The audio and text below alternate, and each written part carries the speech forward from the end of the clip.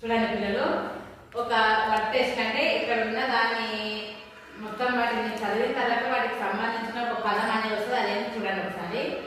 1 2 3 అక్షరాలతో మనిషి అంటే ఇంగ్లీష్లో మనిషిని ఏమంటారో అది రాయాలన్నమాట.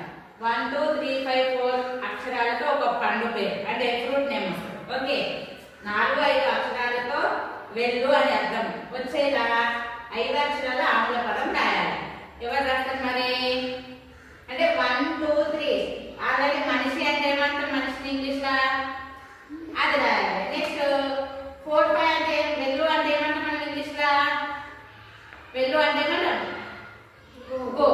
అది కరెక్ట్ రాస్తే ఆటోమేటిక్గా వచ్చేస్తుంది. ఎవరు రాస్తారు మరి జాన్వీపం.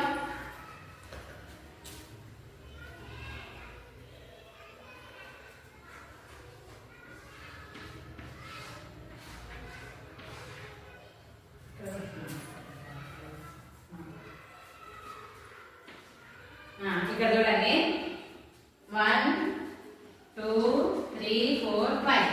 ఓకే, 1 2 3